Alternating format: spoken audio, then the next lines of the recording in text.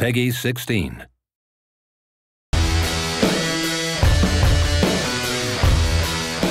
In the next 48 hours, game developer Monolith and parent company Warner Bros. Interactive Entertainment hope to gain new insight into a top-secret, unannounced console-based MOBA game that is entering the final stages of development.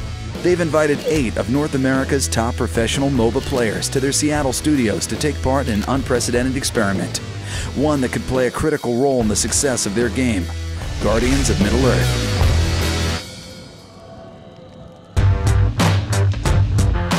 We're really excited to show you the game today.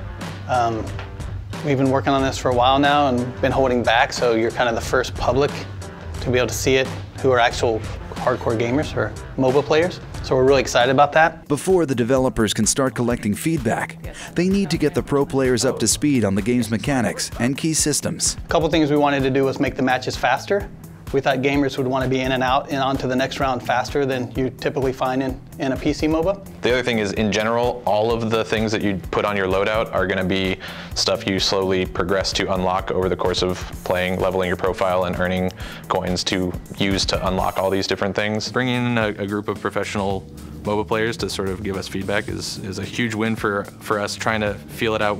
Obviously, our day job is trying to make the game. Their day job is playing the game and really understanding what works and doesn't work about it. So like Gandalf, for example, is like a really good beginner guy because he does a lot of AoEs. So one thing we'll probably do, I think we've talked about it at least, is like mark guys, whether they're sort of beginner or like medium or hard guys to play. We've really hoped to make Guardians of Middle-earth a more fast-paced game since it's on the console. We know that console gamers usually want to jump into a round, finish the round, win or lose, and then start a new game. So we really wanted the matches to be short and action-packed. As we really nail down exactly all the features in the game, finish all the feature work, we're going to be able to incorporate some of this feedback. And I think also just the perspectives and information that we've gotten from these guys will really help us, in this finishing phase to decide what to focus on and what not to. The goal from the beginning was to make sure that this thing actually satisfies the most hardcore play. And then priority 2 is, okay, now make it the easiest ramp on as possible for new people. Our cause is just. Guardians of Middle-earth, I think, is a great entry point for new MOBA players because it's got the accessible sort of console controls, immediate interaction with your character kind of feel. It's a little bit simpler and faster paced, so you can kind of jump in and get more revs on it without having to learn quite as much about the structures around the culture in the PC space right now. With a firm grasp of the basics, the pros are ready for battle. For the developers, this is their first chance to see how professional players react to the game. Right bumper, right there, what does that mean? So you leveled up, so hold it down. I was never going straight for professional gaming. When I started, it was just a passion. I really liked playing competitively, and I just liked trying to win. So we did the intro this morning, got a bunch of feedback from you guys already, just digging into the menus and everything. So finally gonna actually start a 5-on-5 match. You actually play against each other, or at least the 8 pros, and then we'll have 2 of the developers in the last couple slots here. So now you have 1 minute to do your loadouts, if you haven't already set them up.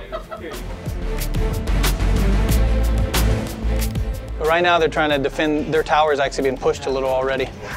But they have 2 Guardians in the bottom lane trying to push back. He's about to kill Legolas. He did. He finished Legolas. The biggest surprise of the day so far is how quick they adapt to the controls. Soren's fun because he has like a dash that also stealths him, so you can dash behind enemy lines and stealth and then knock guys back into your tower, which is really awesome. It's been fun to really pick out those things that I think that fans of the lore are going to recognize, but also I think gamers will recognize how much depth there is behind each of these characters. The developers are working towards a balanced game where no one player has a distinct advantage and matches end around a sweet spot of 15 minutes. But the players are finding that not all Guardians are created equal, and matches last twice as long as expected. Oh, now you're going to prolong it because you're actually going to kill all of them, huh? Oh my god. That was close. Oh that was my close. god. I think I just 1v5'd them and then killed everybody. I started playing games, well, I wouldn't say professionally, but I started playing games a lot as an escape from reality, I guess, and now it is the reality, so I'm quite happy with that.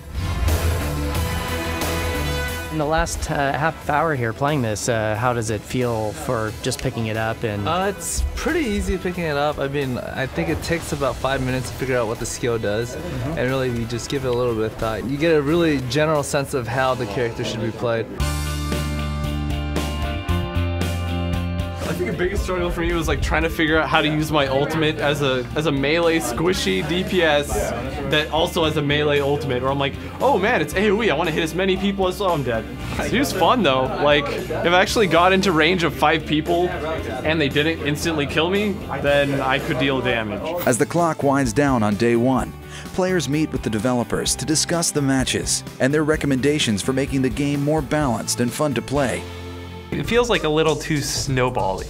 You know what I mean? one of our major issues in the game right now is snowballing, experience levels, where one team will get ahead in experience levels compared to the other team, and it's a very hard pull to try to get the other team back again, to make a shift back if their player skill dominates over the other team. If the team drags it out until level 14, everybody would be at their maximum potential, and it's really just going to come down to who is going to fight better, who's going to perform better in a team fight environment. Essentially, at some point in time, you can't end the game because the soldiers aren't killing towers quickly enough, and people are just wiping the waves, and that kind of stagnates the game as well. While the players are treated to a team dinner, a dedicated group of developers stays behind to work into the night, implementing the players' suggestions. The team at Monolith only has one chance to impress the pro gamers with a fast turnaround. As the game's delivery deadline looms, the players will have one more day to play Guardians of Middle-earth, test the changes, and offer a final assessment. Coming up in Part 2. Right now we got the guys back in this morning. Last night they gave us some good feedback. We made some changes. They're playing a new build now. I look forward to seeing the differences in what you find just overall in the game.